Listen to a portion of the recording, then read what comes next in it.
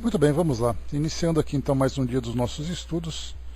Nós estamos no livro O Céu, Entre a Terra e o Céu, de André Luiz, psicografia do Chico, e nós vamos aqui para o capítulo número 22. Irmã Clara, só para a gente contextualizar o que foi estudado até agora, nós vimos no capítulo 21, conversação edificante, após André Luiz, Hilário e o irmão Clarencio tomarem as providências, junto àquela família, principalmente o jovem Júlio, em que foi auxiliado por eles naquele trabalho de aplicação de passes, para que ele pudesse ficar mais calmo e tudo mais. Eles falaram sobre a nova reencarnação que ele teria, trazendo sequelas na garganta, com infecções constantes, que seria para ele de grande sofrimento.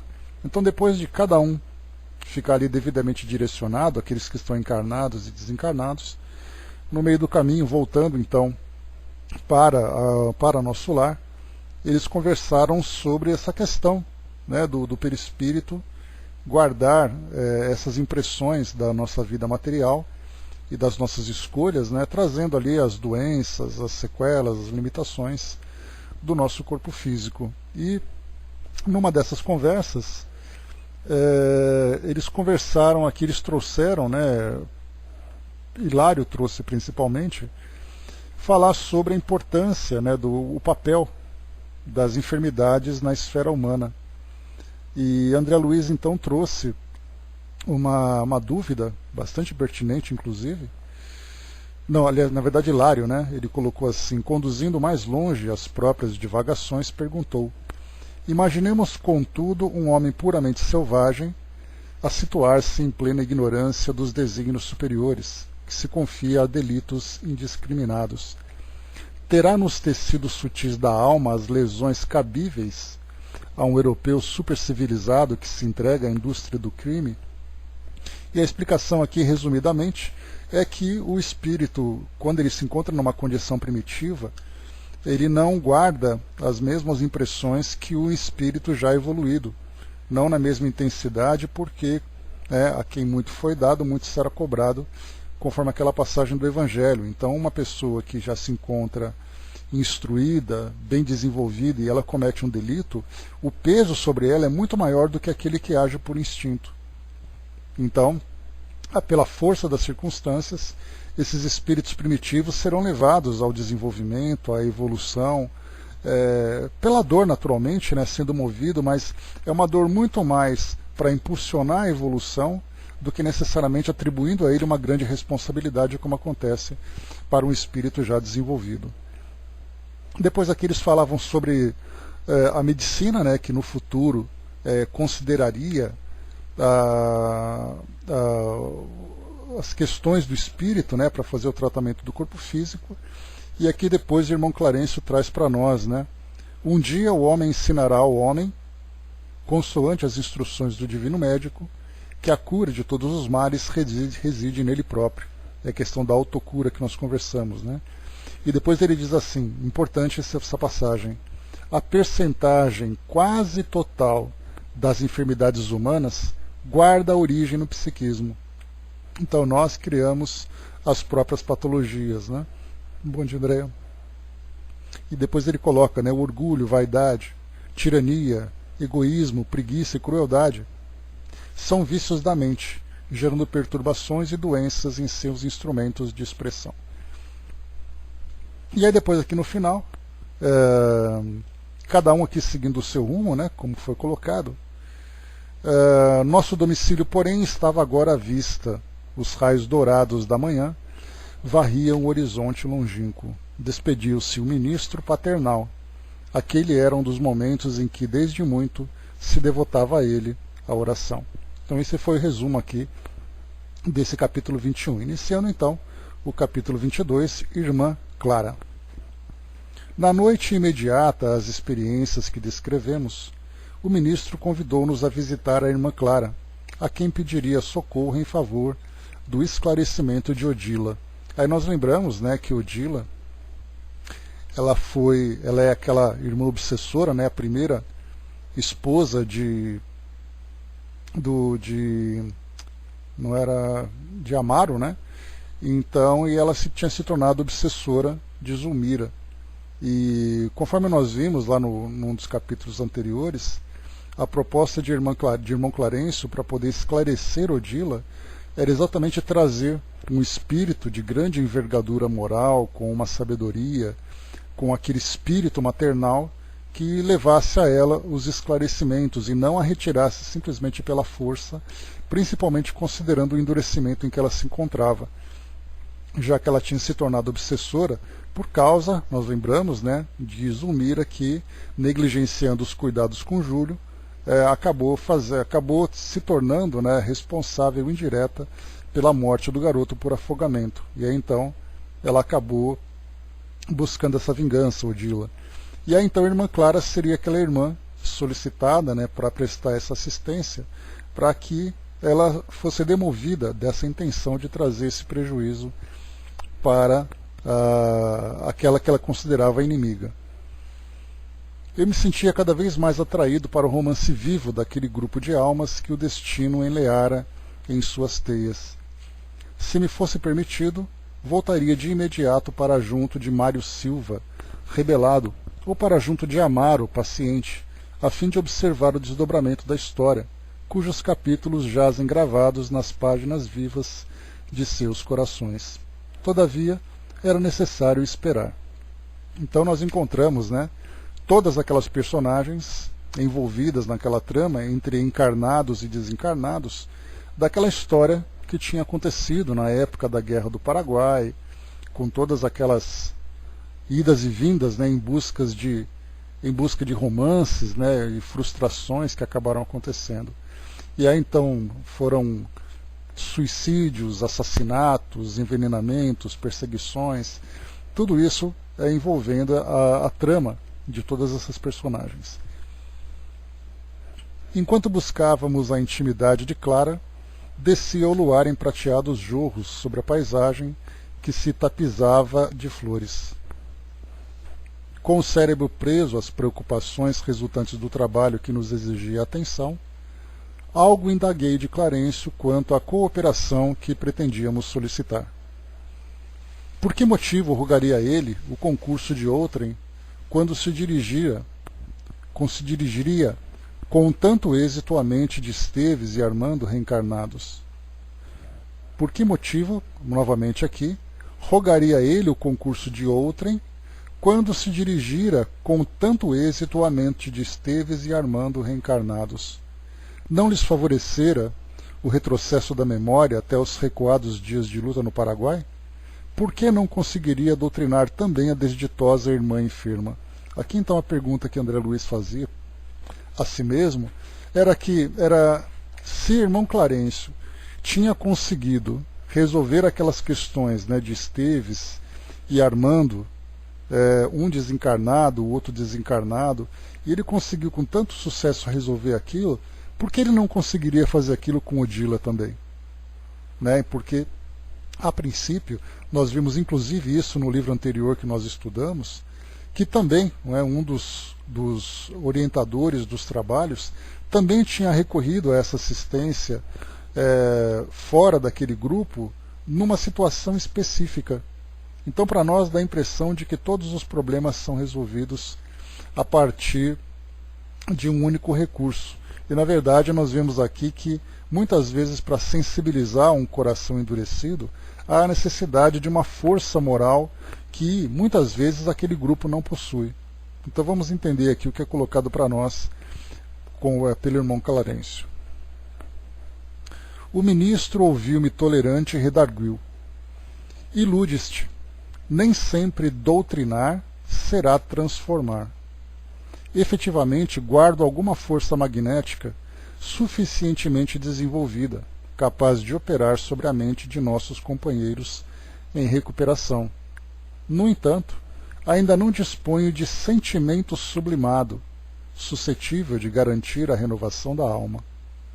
Sem dúvida, dentro de minhas limitações, estou habilitado a falar à inteligência, mas não me sinto à altura de redimir corações.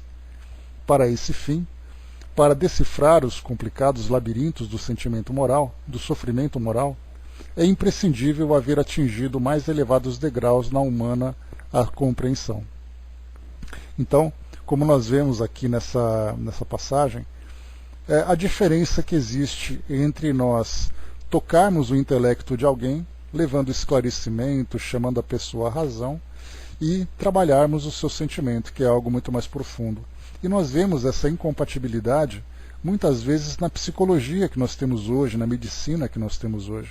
Muitas vezes um profissional tem ali uma facilidade muito grande de tratar do diagnóstico, de apresentar ali as possíveis soluções dentro de um quadro clínico para aquele paciente, mas não é capaz de transformá-lo intimamente para que ele possa se modificar diante da doença. Trata a doença, mas nem sempre necessariamente trata-se o paciente. Então essa sensibilidade é algo que vai sendo conquistado conforme nós vamos nos sensibilizando. Na verdade, conforme nós vamos nos espiritualizando, embora nem sempre consideremos a espiritualização como algo que faça parte, né, da nossa vida no mundo material. E continua aqui para nós. Dispunha-me a desfechar novo interrogatório, contudo nosso orientador indicou-nos bela edificação próxima. Cercada de arvoredo, que servia de enfeite a espaçosos canteiros de flores, a residência de Clara figurou-se-nos pequeno colégio ou grandioso internato para moças. Até certo ponto, não nos enganáramos. Aliás, só voltando um pouquinho para o tema anterior, nós vemos muito isso dentro do atendimento fraterno, no trabalho que é feito, seja no ambiente virtual, seja no ambiente físico de uma casa espírita, né? Às vezes nós levamos questões técnicas para as pessoas que são atendidas, tentando falar da razão, mas nem sempre nós temos aquele sentimento mais profundo para sensibilizar aquela pessoa. Então seria, guardadas as devidas proporções, nós encontramos uma situação muito semelhante a essa explicação de irmão Clarencio. Nem sempre um texto técnico consegue sensibilizar aquele que é atendido. Porque, na verdade, ele não precisa de ele não deseja, na verdade, uma explicação para o problema que ele está vivenciando. Ele deseja, na verdade, um acolhimento, para que ele possa se sentir protegido, se sentir acolhido. Então existe uma diferença nesses dois pontos. A nossa anfitriã não morava num estabelecimento de ensino, entretanto mantinha em casa um verdadeiro educandário. Tão grandes e luzidas eram as assembleias instrutivas que sabia organizar. Recebeu-nos em extenso salão, onde era atenciosamente ouvida por 4 dezenas de alunos de variadas condições, que se instalavam à vontade, em grupos diversos, sem qualquer ideia de escola, assinalando o ambiente em sua feição exterior.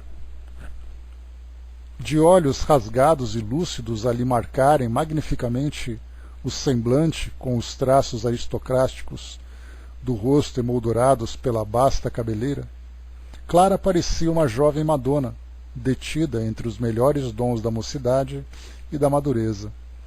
Estendeu-nos as mãos pequenas e finas, respondendo-nos às saudações com alegria sincera. Nosso orientador rogou escusas pela nossa interferência no trabalho. Não se incomodem, acentuou a interlocutora encantadoramente natural. Achamo-nos num curso rápido acerca da importância da voz a serviço da palavra. Podem partilhá-lo conosco. Nossa aula é uma simples conversação. Fitando bondosamente, o ministro rematou. Sentem-se. Sou eu quem pede perdão por fazê-los esperar mais um pouco. Em breves instantes, todavia, entraremos em nosso entendimento mais íntimo. E voltando à poltrona que nada tinha de cátedra, sem qualquer atitude profissional, tão grande era o doce ambiente de maternidade que sabia irradiar de si, começou a dizer aos aprendizes: conforme estudamos na noite de hoje, a palavra, qualquer que ela seja, surge invariavelmente dotada de energias elétricas específicas, libertando raios de natureza dinâmica. A mente, como não ignoramos, é o incessante gerador de força através dos fios positivos e negativos do sentimento e do pensamento, produzindo o verbo, que é sempre uma descarga eletromagnética regulada pela voz. Por isso mesmo, em todos os nossos campos de atividade, a voz nos tonaliza a exteriorização, reclamando o apuro de vida interior, de vez que a palavra, depois do impulso mental, vive na base da criação. É por ela que os homens se aproximam e se ajustam para o serviço que lhes compete, e pela voz o trabalho pode ser favorecido ou retardado no espaço e no tempo.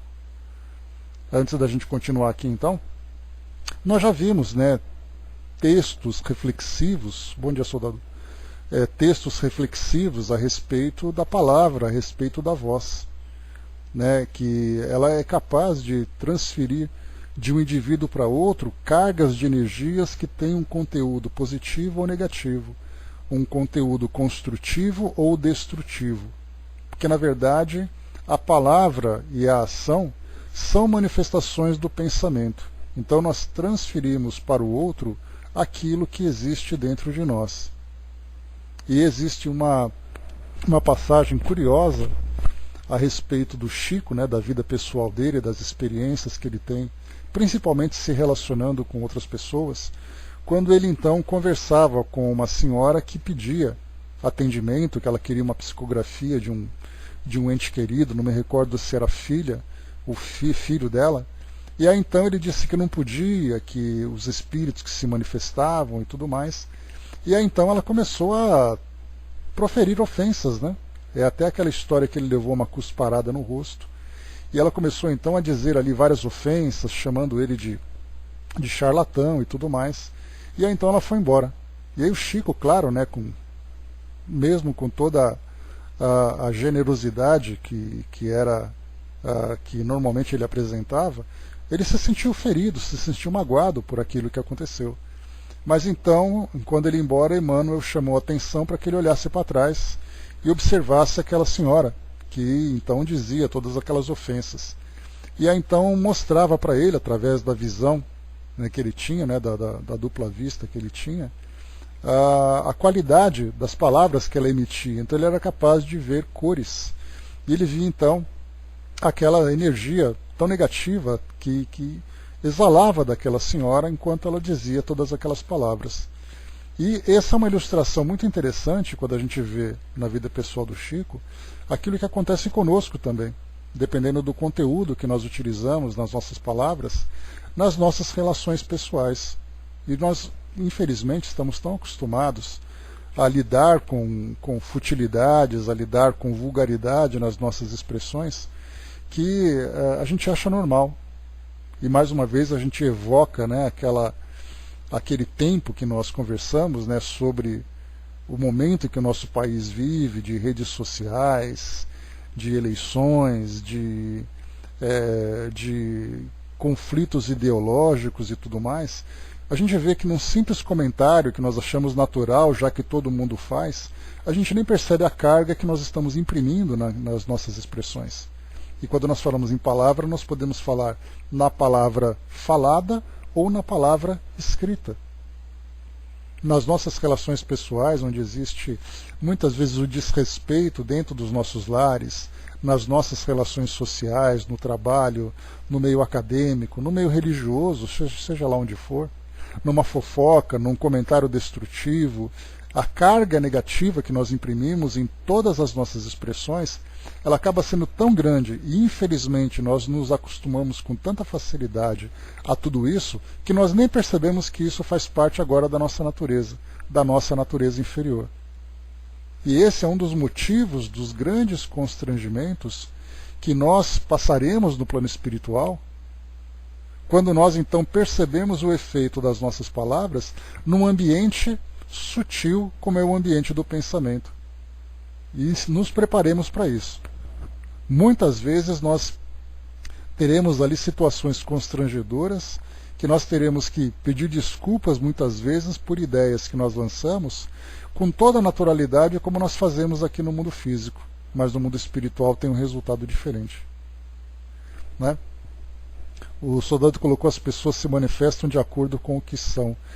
Soldado, eu tenho uma frase daquelas de cabeceira que eu sempre gosto, que foi inclusive trazida pelo próprio André Luiz numa das suas obras, que ele diz assim, que suas opiniões revelam o verdadeiro lugar que você ocupa no mundo. E quando nós começamos a olhar com essa visão um pouco mais detalhada, com essa visão um pouco mais sensível, nós percebemos que se as nossas opiniões revelam o verdadeiro lugar que nós ocupamos no mundo, nós vivemos, infelizmente, num lugar muito sujo, num lugar muito baixo, e nós temos um trabalho ainda muito grande para promover essas transformações e nos elevarmos. Então é importante a vigilância e a oração, como lembra Jesus na passagem lá dos seus evangelhos, né? O Dudu lembrou, né? Joana diz que gritarias, brigas e palavrões são indícios diretos de energia bem ruim, trazendo até doenças à família, né? E mais do que isso, né, Dudu? A gente vê nessa passagem que você colocou, entre gritarias, brigas e palavrões, aquilo que vem de uma forma mais contundente. Mas o grande problema não é o grito, porque muitas vezes o grito é uma explosão emocional. Agora o problema é aquela palavra do nosso cotidiano, que ela não é agressiva, mas ela acaba sendo destrutiva. Ela vai contaminando não apenas a nós mesmos, como as pessoas. Então esse detalhe mais sensível que é o mais perigoso. Porque quando alguém grita com você, você sabe que ele está gritando. Agora quando alguém fica fazendo a sua cabeça, falando aquelas maldades, fica trazendo para você fofoca, atingindo os seus sentimentos mais profundos, quando você percebe, é igual aquela doença silenciosa. Aquele tumor que vai desenvolvendo dentro de você, que você só percebe que ele existe quando os sintomas mais graves surgem. Então quando você leva uma pancada, a dor vem na hora. O problema é aquilo que você vai consumindo sem perceber, você vai se envenenando. E Joana de Ângeles fala muito sobre isso também, sobre esse envenenamento que a gente vai, essa intoxicação que nós vamos sofrendo sem perceber. A Andrea colocou lá em cima, né? Eu acho que nos assustaríamos terrivelmente se pudéssemos ver as cores que emitimos quando estamos discutindo ou com sentimentos de rancor. É mais ou menos aquilo que eu coloco, né, Andrea, sempre. Se o nosso pensamento tivesse cheiro, qual seria? Porque através da palavra a gente percebe o que o outro está pensando, né? Agora, no silêncio do nosso pensamento. Então, de um modo geral, esse universo, esse ambiente mais sutil, essa faixa mais sutil das nossas relações, que se dão através do pensamento e através do sentimento, isso é algo que nós não compreendemos ainda. Mas é importante a gente ter esse esclarecimento, porque o modo como as pessoas se relacionam hoje, o modo como nós nos relacionamos hoje, é um modo ainda tão primitivo, né, que ao chegarmos num ambiente mais elevado, nós percebemos claramente que nós destoamos daquele local. Então precisamos fazer essa transformação agora. Essa vigilância é importante. Cada vez que nós emitimos uma ideia em direção a alguém, qual é a qualidade, qual é o objetivo dessa ideia, qual é o efeito que isso provoca no outro. Lembrem daquele texto que nós estudamos, se eu não me engano, no livro Vinha de Luz, que Emmanuel dizia, né, que nós temos que tomar cuidado para nós não roubarmos a paz dos outros. Então alguém acorda de manhã, alguém está ali fazendo a sua atividade, harmonizado, cantando, feliz da vida, aí a gente simplesmente lança uma ideia, fazendo um comentário negativo, um comentário destrutivo, e aí então aquilo que a pessoa vivia em termos de equilíbrio e harmonização, ela deixa de viver para pensar naquilo que nós dissemos. Então, quer dizer, ela estava bem. No momento em que nós dissemos alguma coisa negativa, ela deixou de estar bem para pensar naquilo que nós comentamos. E nós vemos até mesmo nos meios de comunicação, você liga a televisão, assiste a um telejornal e a sua vida, que estava bem naquele momento, deixa de estar, porque você só vê desgraça, você só vê corrupção, você vê destruição, você vê isso, aquilo. Então isso é uma dificuldade muito grande que nós vivemos no nosso mundo ainda. Então, na verdade, a grande corrente que nos arrasta hoje é uma corrente negativa e nós temos que nadar contra ela. buscando aquela harmonização. Por isso, hoje, tantas técnicas importantes, né, de meditação, de atividades produtivas para nós, junto à natureza, trabalho, cultura, bons relacionamentos, bons ambientes que nós frequentamos. Isso é nadar contra essa grande corrente que o nosso mundo hoje vai produzindo e que nós somos levados, infelizmente, sem percebermos. Então, ao vermos aquilo que é mais claro, nós temos noção daquilo que é errado. O problema é aquilo que acontece naquele campo silencioso, que nós absorvemos sem perceber. É mais ou menos aquela comida gordurosa que a gente vai comendo e a gente só percebe da gordura depois que o infarto aparece. Então, no campo do pensamento, do campo do sentimento, é importante a gente prevenir, fazer essa autovigilância para saber exatamente qual é o efeito que nós provocamos sobre as pessoas. Continuando aqui para nós, irmã Clara, então, falando sobre a palavra. Dentro da pausa ligeira, que se fizer espontânea, simpática senhora interrogou: mas para que tenhamos a solução do problema, é indispensável jamais nos encolerizarmos? Sim, elucidou a instrutora calma. Indiscutivelmente, a cólera não aproveita a ninguém. Não passa de perigoso curto-circuito de nossas forças mentais, por defeito na instalação de nosso mundo emotivo, arremessando raios destruidores ao redor de nossos passos. Sorrindo bem-humorada, acrescentou: e tais ocasiões, se não encontramos junto de nós alguém com o material isolante da oração ou da paciência, o súbito desequilíbrio de nossas energias estabelece os mais altos prejuízos à nossa vida, porque os pensamentos desvairados, em se interiorizando, provocam a temporária cegueira de nossa mente, arrojando-a às sensações em sensações de remoto pretérito, nas quais, como que descemos quase sem perceber, a infelizes experiências da animalidade inferior. A cólera, segundo reconhecemos, não pode e nem deve comparecer em nossas observações relativas à voz. A criatura enfurecida é um dínamo em descontrole, cujo contato pode gerar as mais estranhas perturbações. O moço, com evidente interesse nas lições, argumentou: e se substituíssemos o termo cólera pelo indignação? Irmã Clara pensou alguns instantes e redarguiu: evidentemente não poderíamos completar os nossos apontamentos sem analisar a indignação como estado da alma, por vezes necessário. Então aqui a gente só uma pausa antes de continuarmos. Indignação é algo muito comum nos nossos tempos de hoje.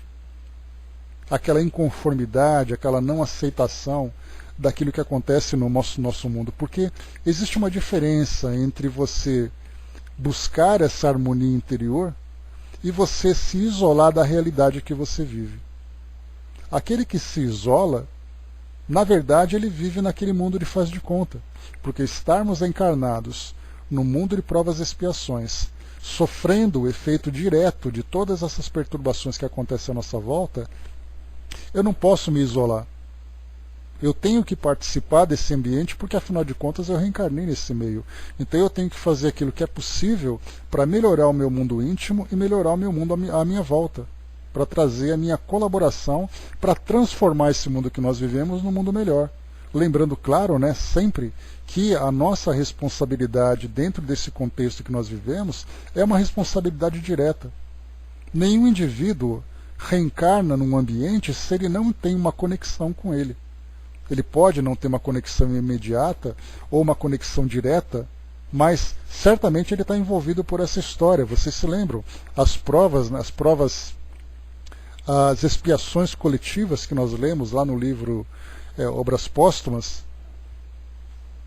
essas expiações individuais do indivíduo com ele mesmo, as expiações dele com a família e as expiações dele com a sociedade. Então eu não reencarno no ambiente se eu não tiver merecimento para isso, um merecimento negativo ou um merecimento positivo. Então eu não posso simplesmente fazer de conta que isso não tem nada a ver comigo. Principalmente porque nós estudamos lá no livro dos Espíritos a questão do isolamento. Vocês se lembram disso? Recente, inclusive na semana passada. Quando nós falamos ali sobre a lei de sociedade, o indivíduo que se isola, ele aproveita alguma coisa? E aí então a resposta dos Espíritos é que o indivíduo, ele tem o objetivo da sua encarnação e da convivência em sociedade é a sua transformação, a sua evolução. E ele só consegue fazer isso participando da sociedade e promovendo bem à sua volta. Por isso, então, a indignação, como é colocado aqui por Irmã Clara, faz parte do nosso dia a dia. Mas a pergunta é, de que forma que nós vamos lidar com essa indignação? De que forma que nós vamos ver as coisas erradas à nossa volta e fazer de conta que elas não existem, de fazer de conta que nós não temos nada com isso? Quando nós falamos de um cenário político, por exemplo, nós participamos de eleições, nós temos as nossas opiniões, nós temos as nossas ideologias. Aquilo que o outro faz de certo ou de errado repercute diretamente na nossa vida. Então eu não posso simplesmente ver esse cenário, essa situação toda se desdobrando à minha volta e fazer de conta que isso não faz parte da minha realidade, porque faz. Então, a satisfação, a indignação, a revolta, que muitas vezes nós sentimos, principalmente nos tempos atuais, é algo que faz parte do nosso cotidiano. Mas a pergunta é, como é que nós vamos digerir tudo isso? Será que nós vamos simplesmente explodir para que o mundo veja a nossa revolta? Como acontece hoje, vocês se lembram também que eu tenho colocado com frequência nos nossos temas, o grande perigo que a tecnologia tem trazido para nós. Se por um lado ela traz um grande benefício, bom dia, Tico-Teco, se por acaso ela traz um grande benefício da comunicação, da transferência, né, ou da transmissão rápida de ideias, da transmissão rápida de opiniões e tudo mais, por outro lado, nós temos a mesma rapidez e a mesma eficácia na disseminação de grandes perturbações. Redes sociais, programas de comunicação, as pessoas postam fotos, né? Porque não é apenas uma ideia que você transmite uma ideia ilustrada com palavras, com textos, com vídeos, com fotografias. E as pessoas absorvem aquilo que a gente está fazendo. Então, quando eu tenho a minha revolta, eu pego no Facebook lá e coloco uma foto dizendo que eu estou revoltado com o senador. A pergunta é, que diferença vai fazer a minha revolta diante daquela situação? Aquele artigo do jornal, aquela pessoa que foi citada, ela nem vai saber que eu escrevi aquilo. Então, qual é a melhor forma de eu trabalhar os meus sentimentos e trabalhar as minhas opiniões para que ela faça alguma diferença? Porque não adianta a gente ficar explodindo para o outro e ficar batendo boca quem está certo e quem está errado, se nós não tomarmos atitudes construtivas e, claro, sempre considerando os nossos melhores valores diante dessas ações que nós devemos empreender, que nós desejamos empreender, para fazer algo produtivo por nós mesmos. Ficar um explodindo contra o outro nesse ódio generalizado que nós percebemos que vem acontecendo, só faz mal a nós mesmos. Nós estamos nos intoxicando constantemente sem percebermos isso. Então, diante da indignação, como foi colocado para nós, vamos lá.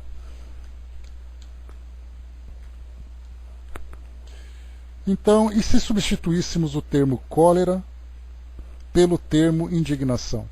Antes a Angelina colocou aqui embaixo para nós, o filme A Onda nos transmite uma realidade do que acontece na nossa sociedade. Né? Esse filme A Onda ele é um filme que trata, né, de temas filosóficos bem interessantes de serem estudados.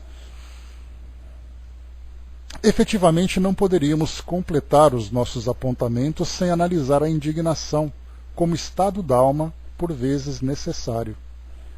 Naturalmente, é imprescindível fugir dos excessos.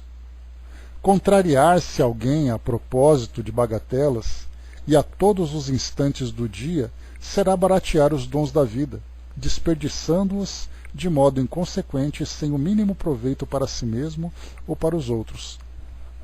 Imaginemos a indignação por subida de tensão na usina de nossos recursos orgânicos, criando efeitos especiais à eficiência de nossas tarefas.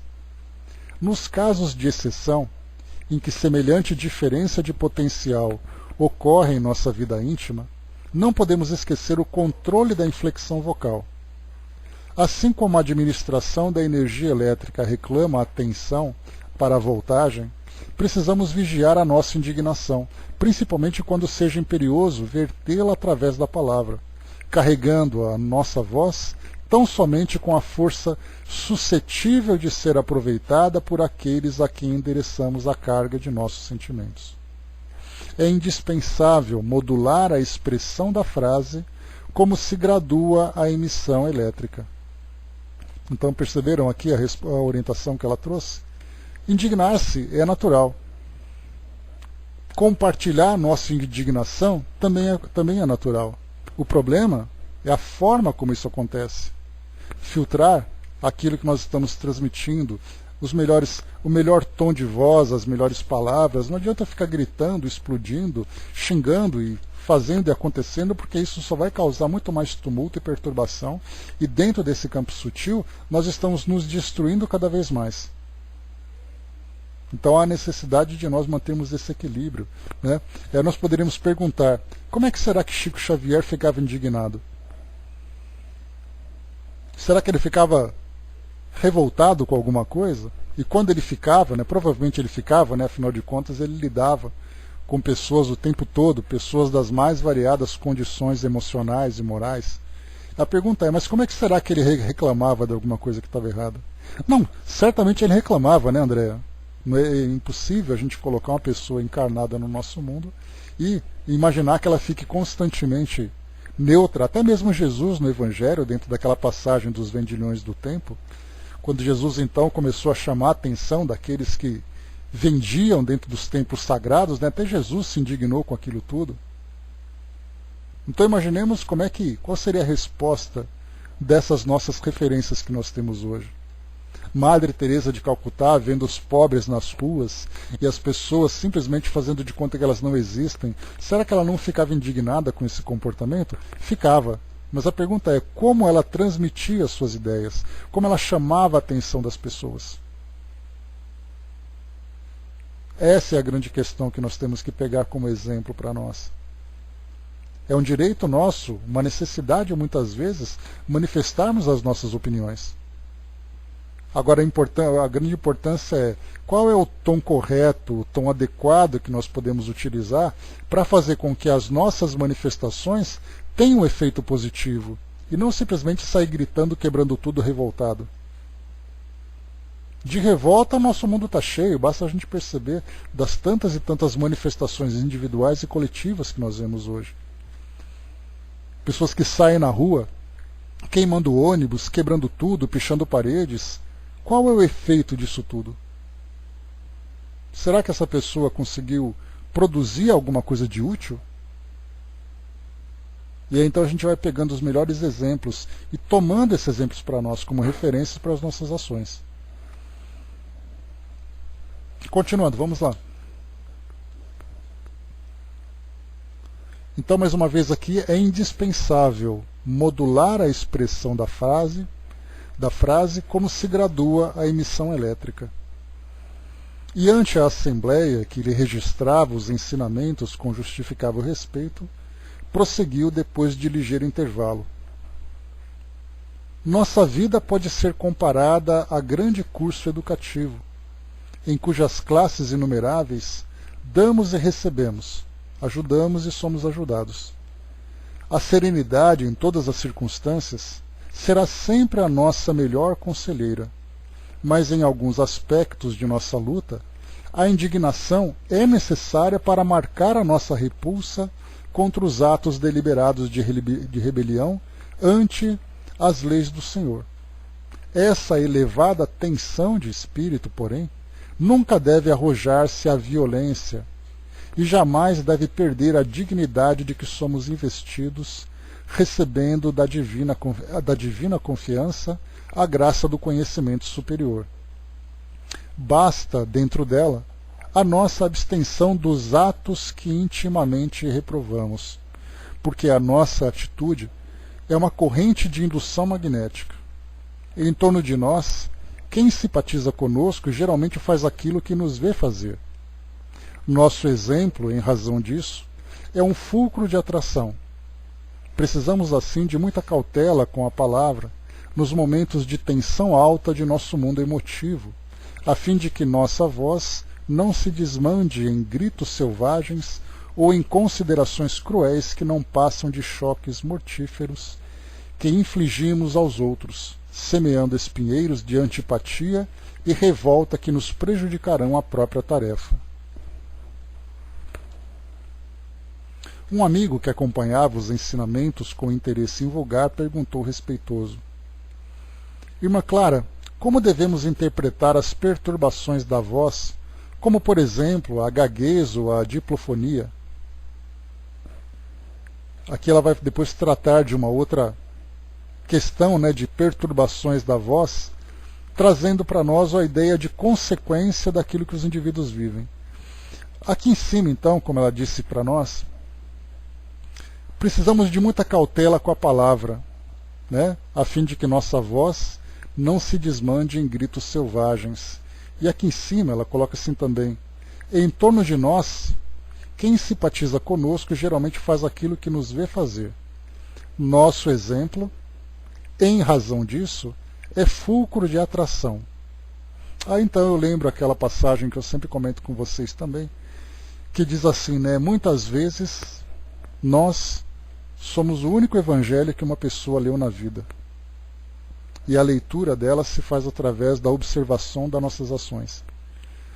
Então, se nós nos desequilibramos, certamente nós não estamos transmitindo essa sabedoria da filosofia que nós abraçamos, a filosofia cristã, que vem interpretada através da doutrina espírita. Se nós queremos transmitir para as pessoas aquilo que de fato essa filosofia deseja ensinar, é fundamental que nós a representemos com sabedoria. De nada adianta nós levarmos a palavra através de um discurso e nós não vivermos isso através do exemplo. Porque a palavra convence, diz o ditado popular, mas o exemplo arrasta. E é através dessa exemplificação, principalmente nesses momentos de maior tensão, de maior desequilíbrio, que nós vamos fazer valer então o ensinamento que nós abraçamos. Muitas vezes, mais uma vez, nós somos o único evangelho, o verdadeiro evangelho que as pessoas leram. E essa leitura vem através das nossas ações. Como devemos interpretar as perturbações da voz, como por exemplo a gaguez ou a diplofonia? Sem dúvida, informou a instrutora solícita, os órgãos vocais experimentam igualmente lutas e provações quando reclamam reajuste. Por intermédio da voz, praticamos vários delitos de tirania mental e através dela nos cabe reparar os débitos contraídos. As enfermidades desta ordem compelem-nos ao trabalho de recuperação no silêncio, de vez que, sofrendo a alheia observação, aprendemos pouco a pouco a governar os próprios impulsos, afeiçoando-os ao bem. Aqui o que ela quis dizer é que muitas vezes nós temos indivíduos que reencarnam com distúrbios da voz. Assim como nós temos aqueles que trazem distúrbios na audição, distúrbios na visão, distúrbios neurológicos, distúrbios gástricos, distúrbios respiratórios, distúrbios motores. O nosso corpo físico vai apresentando para nós as consequências, as sequelas daquilo que nós vivemos anteriormente como forma de aprendizado. Aquele, por exemplo, que traz uma perturbação respiratória, uma doença respiratória, tem a sua razão de ser. E há a necessidade dele adaptar a vida dele para conviver bem com essa limitação, com essa doença. Aquele que tem a diabetes, aquele que tem ali um problema com uma sensibilidade no seu organismo, ele precisa adaptar a sua vida, mudar a sua forma de viver para ter esse equilíbrio. E como nós lemos no capítulo anterior, que é colocado para nós, que praticamente a total percentagem das patologias que nos afetam tem origem no nosso psiquismo. E muitas vezes essa origem vem de existências anteriores. E nesse caso, a perturbação da voz também. O que será que o indivíduo, por que será que o indivíduo vive uma perturbação na sua voz? A dificuldade para que ele possa expressar as suas ideias. Lá no livro de Vera Lúcia Marinzec, Deficiente Mental Porque Fui Um, nós temos ali pessoas que trazem paralisia cerebral, nós temos pessoas que trazem as dificuldades do autismo, as dificuldades da síndrome de Down. E ali então, naquele livro, é contada a história desses espíritos antes dessas patologias. E aí nós vemos uma relação daquilo que o indivíduo viveu e daquilo que ele vive como uma experiência de aprendizado. E aí, nesse caso, a voz também traz as suas lições, o seu aprendizado. A Andrea colocou para nós como definição ali a diplofonia, né, perturbação da voz pela formação de dois sons simultâneos na faringe. Então, o indivíduo que não consegue expressar suas ideias de um modo claro, de um modo espontâneo, ele vai ter que fazer um trabalho dobrado, mas aprendendo muito mais com o silêncio do que com as expressões da voz. Por que isso acontece? Não sabemos. Sabemos que acontece como uma consequência natural daquilo que nós semeamos. E é o que a doutrina espírita nos ensina através das explicações da lei de causa e efeito. Agora, o que cada um de nós faz? Assim como nós temos as limitações físicas, nós temos as limitações emocionais, as limitações espirituais, as limitações sociais. Nas nossas relações, dificuldades de toda a ordem. Por que isso tudo? Cada um tem ali, né, e se encontra exatamente no lugar onde atraiu e para onde foi atraído também. Continuando, né? O soldado lembrou ali também que é o que chama de psicossomático, né? O nosso corpo acaba registrando aquilo que o psiquismo acaba alimentando. Então isso pode ter origem no nosso presente, pode ter origem no nosso pretérito, mas o importante é lembrarmos sempre a lei de causa e efeito, seja um efeito imediato, a médio ou longo prazo. A lei de causa e efeito ela é implacável e ela é também imparcial. E lembrando que não apenas consequências negativas, também consequências positivas. Tico até colocou, é interessante observar que os evangélicos hoje se sentem escolhidos, né, desdenhando de tudo que não seja do seu meio. Né? Nós também, o Tico Teco. Muitas vezes nós espíritas achamos que somos os eleitos. Né? Achamos que chegando no mundo espiritual nós teremos um passaporte dourado para poder fazer as coisas. Né? Não é bem assim. Né? O importante é cada um, né, colher aquilo que planta. E colher bem. Né? Continuando, vamos lá. Deixa eu ver aqui. Tá. A orientadora, que falava com absoluta simplicidade e a maneira de um anjo maternal dirigindo-se aos filhinhos, comentou ainda por alguns minutos o tema singular com surpreendente primor de definição. Depois, fim da aula, permaneceram no belo domicílio tão somente algumas jovens que encontravam em nossa anfitriã desvelada benfeitora. Clara convidou-nos à pequena peça contígua e o ministro deu-lhe a conhecer o objetivo de nossa visitação. Alguém na terra precisava ouvi-la, a fim de modificar-se. A interlocutora perguntou com carinho quanto às particularidades do serviço que pretendíamos realizar. Clarencio resumiu a palavra o drama que nos empolgava a atenção.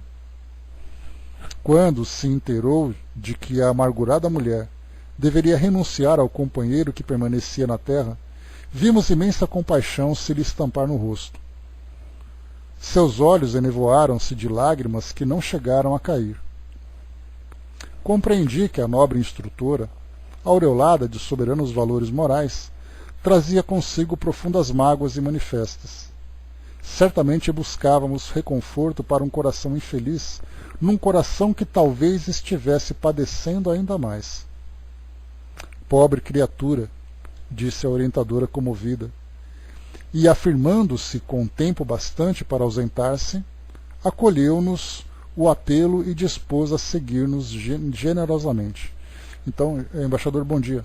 Então, o que é colocado para nós foi Irmã Clara, também trazendo ali um certo sofrimento, numa situação semelhante aparentemente, mas ainda assim ela se dispôs a ajudar naquilo que é necessário.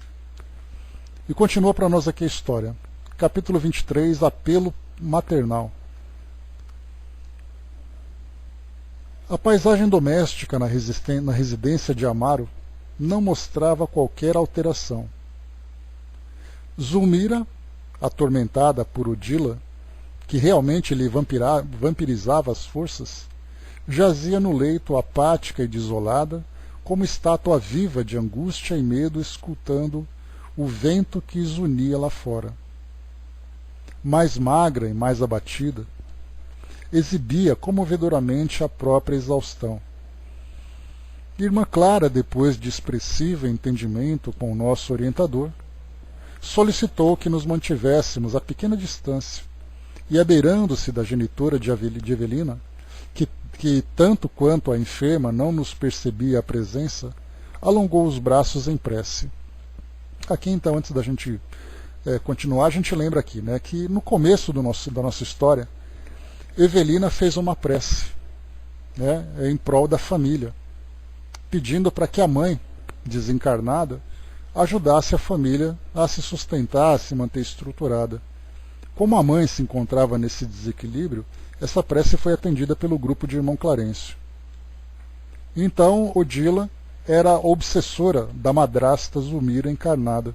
E aqui, conforme a gente foi vendo, né, ela estava sendo cada vez mais consumida por essa vampirização. Da mesma forma que nós lemos no livro Libertação, onde nós tínhamos ali os obsessores, né, atacando Margarida, que estava ali prestes a desencarnar, tamanho o efeito daquela, não mais apenas uma obsessão, mas já numa condição de subjugação. E aqui nós encontrávamos então Odila obstinada, como qualquer obsessão, a destruir Zulmira, que ela considerava responsável pela morte da criança do filho dela. Irmã Clara, depois de expressivo entendimento com o nosso orientador, solicitou que nós mantivéssemos a pequena distância. Sob forte emoção, acompanhei o formoso quadro que se desdobrou, divino ao nosso olhar. Gradativamente, o recinto foi invadido por vasto círculo de luz, do qual se fizera a instrutora o núcleo radiante. Assemelhava-se nossa amiga a uma estrela repentinamente trazida à terra, com os dois braços distendidos em forma de asas prestes a desferir excelso voo. Cercava a enorme halo de dourado esplendor, como se ouro eterizado e luminescente lhe emoldurasse a forma leve e sublime. Dos revérberos dessa natureza passavam as irradiações a tonalidades diferentes, em círculos fechados sobre si mesmos, caminhando dos reflexos de ouro e opala ao róseo vivo, do róseo vivo ao azul celeste, do azul celeste ao verde claro e do verde claro ao violeta suave, que se transfundia em outros aspectos a se escaparem da apreciação. Tive a ideia de que Irmã Clara se convertera no centro de milagroso arco-íris, cuja existência nunca pudera vislumbrar. Fizera-se a casa excessivamente estreita para aquela abençoada fonte de raios balsamizantes e indefiníveis. Reparei que a própria Odila se aquietara como que dominada por branda coação. Estático, mal conseguia articular alguns monossílabos, procurando esclarecimento em nosso instrutor. Irmã Clara, informou o ministro, igualmente elevado, já atingiu o total equilíbrio dos centros de força que irradiam ondulações luminosas e distintas. Em oração, ao influxo da mente enaltecida, emite as vibrações do seu sentimento purificado, que constituem projeções de harmonia e beleza a lhe fluírem do ser. Se partilhássemos com ela a mesma posição evolutiva, entraríamos agora em relação imediata com o elevado plano de consciência em que se exterioriza, e então em vez de somente observarmos esse deslumbramento de luz de cor, perceberíamos a mensagem glorificada que lhe nasce do coração, de vez que as irradiações sobre nossos olhos são música e linguagem, sabedoria e amor do pensamento, a expressar-se maravilhoso e vivo. A sintonia espiritual perfeita, porém, só é possível entre aqueles que se confundem na afinidade completa. Aqui o quadro que se desenha para nós, de Irmã Clara, transmitindo essas irradiações todas, são sentimentos daqueles mais profundos, daqueles mais elevados, transmitidos através de irradiações.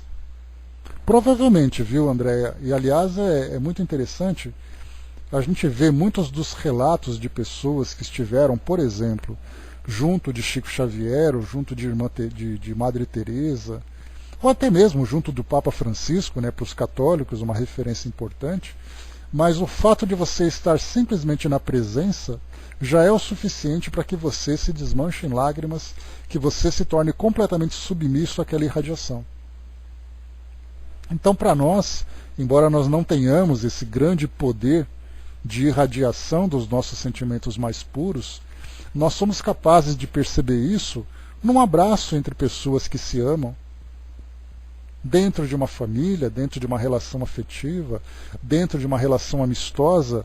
O simples fato das pessoas compartilharem esse sentimento de nobreza é o suficiente para que você se sinta completamente envolvido por essa irradiação. E nós podemos perceber isso desse lado mais elevado, quando a vibração é elevada, a vibração é mais depurada, como também daqueles nos casos em que as vibrações são das mais tóxicas. Da mesma forma que você se sente mal à presença de alguém ou em algum local, você se sente muito bem acolhido na presença ou em determinados ambientes. Então nós estamos falando aqui agora dessas descrições desse campo sutil do pensamento e dos sentimentos, que acabam depois sendo compartilhados através dessas irradiações. Então aquilo que nós transmitimos pela voz, aquilo que nós transmitimos silenciosamente por essas vibrações, vai afetar diretamente o outro.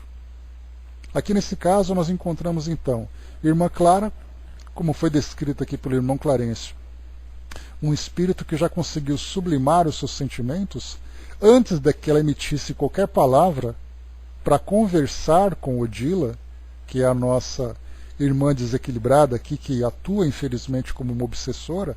Ela a envolve nessas vibrações das mais poderosas.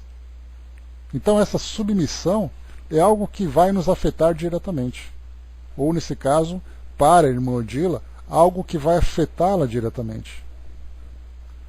Continuando aqui para nós.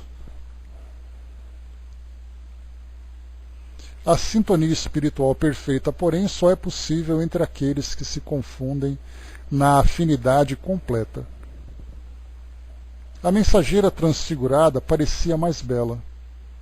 Avançou para a primeira esposa de Amaro e cobriu-lhe os olhos com a destra lirial. Reparem, disse Clarencio feliz, ela guarda o poder de ampliar a visão. Odila identificar-lhe-á a presença assim como a vemos.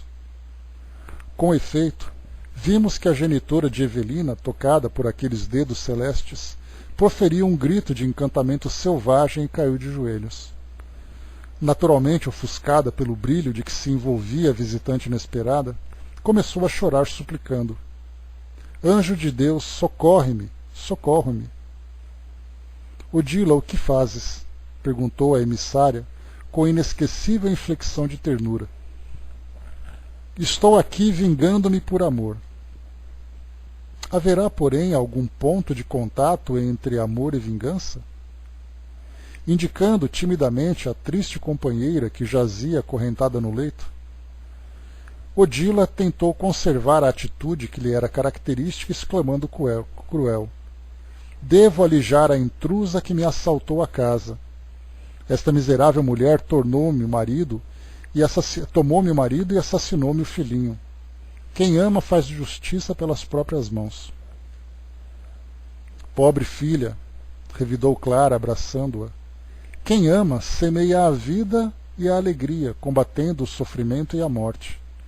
Quando o nosso culto afetivo se converte em flagelação para os que seguem ao nosso lado, não abrigamos outro sentimento que não seja aquele do desvairado apego a nós mesmos, na centralização do egoísmo aviltante. Achamo-nos à frente de infortunada irmã, arrojada à dolorosa prova.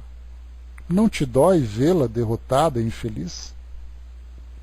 Ela desposou o homem que amo, soluçou Odila, mas mais dominada pela influência magnética da mensageira que impressionada por suas belas palavras.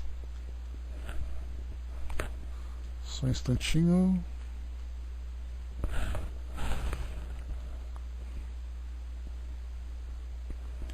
Não seria mais justo, ponderou Clara sem afetação, considerar que ele a desposou? E acariciando-lhe a cabeça, agora trêmula, a instrutora aduziu. Odila, o ciúme que não destruímos, enquanto dispomos da oportunidade de trabalhar no corpo denso, transforma-se em aflitiva fogueira a calcinar-nos o coração depois da morte. Acalma-te. A mulher de carne que eras precisa agora oferecer lugar à mulher de luz que deve ser. A porta do lar terrestre, onde te supunhas rainha de pequeno império, sem fira, cerrou-lhe com os teus olhos materiais. A passagem na terra é um dia na escola. Todos os bens que desfrutávamos, no mundo de onde viemos, constituíam recursos do Senhor que nulos concedia a título precário. Por lá, raramente nos lembramos de que o tesouro do carinho doméstico é algo semelhante à sementeira preciosa, cujos valores devemos estender. Começamos a obra do amor, de amor no lar, mas é necessário desenvolvê-la no rumo da humanidade inteira. Temos um só Pai, que é o Senhor da bondade infinita, que nos centraliza de esperanças. Somos assim, todos irmãos, partes integrantes de uma família só. Já te imaginaste no lugar de Zulmira, experimentando-lhe as dificuldades e aflições? Já te colocaste na condição do esposo que asseveras amar? Se te visses no mundo, sem a companhia dele, com os filhinhos necessitados de consolo e sustentação, não sentirias reconhecimento por alguém que te auxiliasse a protegê-los? Consideras somente os teus problemas. Entretanto, o homem amado permanece no cárcere de escuros padecimentos íntimos, a debater-se com enigmas inquietantes, sem que te disponhas a socorrê-los. Não me fales assim, imprecou a interpelada com evidentes sinais de angústia. Odeio a infame que nos roubou a felicidade. Odila, reflete. Esqueces-te de que a mulher sempre é mãe? O túmulo não te restituirá o corpo que na terra consumiu. E se desejas recuperar a ternura e a confiança do companheiro que deixaste na retaguarda, é preciso saber amá-lo com o espírito. Modifica os impulsos do coração. Se suponhas amar o capaz de querer-te, transtornada qual te encontras, entre as farpas envenenadas do despeito, caso chegasse de repente até nós? Ela, porém, matou meu filho. Como podes provar semelhante acusação? A intrusa invejava-lhe a posição do carinho de Amaro. Sim, concordou Clara, afetuosa. Admito que Zulmira assim se conduzisse. É inexperiente ainda, e a ignorância, enquanto nos demoramos na terra, pode impedir-nos a visão. Mas não seria justo, tão somente por isso, atribuir-lhe a morte do pequenino. Medita. A verdadeira fraternidade ajudar-te-á a sentir naquela que te sucedeu no lar uma filha suscetível de recolher-te o afeto e a orientação.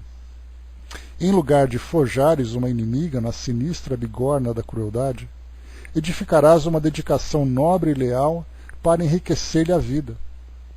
Retirando a luz do teu amor das chamas comburentes do inferno do ciúme, de ciúme em que te padeces pela própria vontade, serás realmente para o homem querido e para a filha que te clama por tua assistência uma inspiração e uma bênção.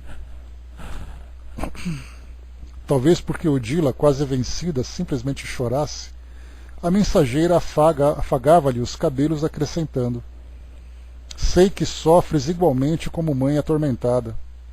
Recorda, contudo, que nossos filhos pertencem a Deus, e se a morte colheu a criança que estremeces, separando-a dos braços paternais, é que a vontade divina determinou o afastamento. A mensageira amimava-lhe a fronte, dando-nos a impressão de que a submetia a suaves operações magnéticas. Depois de alguns instantes em que apenas ouvíamos os soluços de Odila, transformada, a venerável amiga acentuou: por que não te dispões a clarear o próprio caminho, a fim de reencontrares o teu anjo e embalá-lo de novo em teus braços, ao invés de te consagrares inutilmente à vingança que te cega os olhos e enregela o coração? Clara, certo, alcançara o ponto sensível daquela alma atribulada, porque a infortunada genitora de Evelina, qual se arrojasse para fora de si mesma todos os pesares que lhe assenhoravam os sentimentos, gritou, como fera jugulada pela dor: meu filho, meu filho! O seu pranto convulsivo se fez mais angustiado, mais comovente. A emissária do bem abraçou-a com maternal carícia e falou-lhe aos ouvidos: rejubila-te, irmã querida, grande é a tua felicidade. Podes ajudar, e isso representa aventura maior. Nada te impede auxiliar o companheiro da humana existência ao alcance de tuas mãos, e basta uma prece de amor puro, com o testemunho da tua compreensão e de tua piedade, para que venças a reduzida distância entre o teu sofrimento e o filhinho idolatrado. Há 22 séculos espero por um minuto igual a este, para o meu saudoso e agoniado coração, de vez que meus amados ainda não se inclinaram para mim. Então olha o relato que ela traz, por isso que anteriormente ela falava sobre o sofrimento dela. Aliás, o irmão Clarencio falava sobre o sofrimento dela.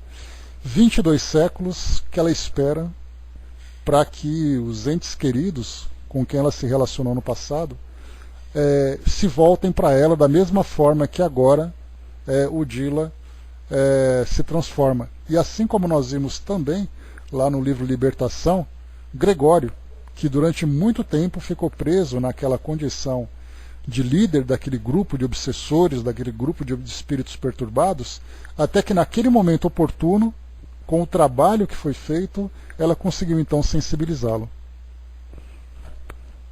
Angelina colocou, faltou amar com um espírito. Esse significa o amor de Jesus ensinou. Exatamente, porque esse amor em espírito é muito mais do que o amor passional que nós temos hoje, o amor material, o amor com o corpo. Então esse amor universal que Jesus ensinou para nós é esse amor que começa nessas nossas relações mais íntimas dentro da família e vai se estendendo depois para toda a família. Então nós vamos aos poucos, assim como também nós lembramos lá no Evangelho segundo o Espiritismo, quando nós falamos sobre amai o vosso inimigo, amai aos vossos inimigos. E aí então Kardec ele traz uma explicação para nós que significa que esse amor não significa um afeto comparado com aquilo que nós temos para as pessoas que são próximas, mas esse amor universal compreendendo as limitações do outro, ele compreendendo o estágio evolutivo, compreendendo as suas fraquezas. Então é esse amor de que ela trata aqui para nós. E finalizando nós temos: a voz de Clara parecia mesclada de lágrimas que não chegavam a surgir. Dominada pelas vibrações da mensageira celeste, Odila agarrou-se a ela, prosseguindo em choro convulsivo, enquanto a instrutora repetia com desvelos de mãe: vamos, filha, vamos à procura de nossa renovação com Jesus. Amparando-a, Clara conduziu-a para fora, colada ao próprio peito. Junto de nós, Clarencio informou: agora, Zulmira poderá recuperar-se. A adversária retirou-se sem a violência que lhe prejudicaria o campo mental. E, acompanhando o nosso orientador, afastamo-nos por nossa vez, embora conservando a atenção presa à continuação de nossa edificante aventura. Então aqui nós vimos uma outra experiência importante de não simplesmente arrancar daquele espírito perturbado daquela situação em que ele se encontra, mas convencê-lo a sair. E para isso os recursos que são utilizados partem todos do mesmo princípio, que é o amor. Então é chamado a razão, o espírito, mostrando para ele os caminhos que ele deve seguir, o sofrimento que ele está fazendo, que ele provoca a si mesmo e também ao outro, e fazendo com que ele procure os vínculos mais importantes para que ele possa se sensibilizar e se transformar. Então nós temos visto nos trabalhos feitos por André Luiz e pelas equipes, né, em que ele integra, envolvendo todos aqueles que de alguma forma se tornam obsessores, se tornam espíritos vingativos, que provocam o mal no outro, sempre sensibilizando-os através do amor. Ou seja, essa é a chave para toda a transformação que nós buscamos hoje. Então a irmã Clara, embora presente também aqui toda a sabedoria e toda a elevação, ela também aguarda o momento certo dela própria se aproximar daqueles com que ela conviveu no passado. Nós não conhecemos a história dela, não é passado para nós aqui, mas já dá para a gente ter uma ideia. Porque assim aconteceu no livro Libertação também. Gregório, durante séculos após a desencarnação, mantinha aquela posição de poder que ele tinha, aquele grande obsessor que ele se tornava, até que no momento oportuno ela pôde então se aproximar e transformar o próprio filho. Assim então nós encontramos aqui também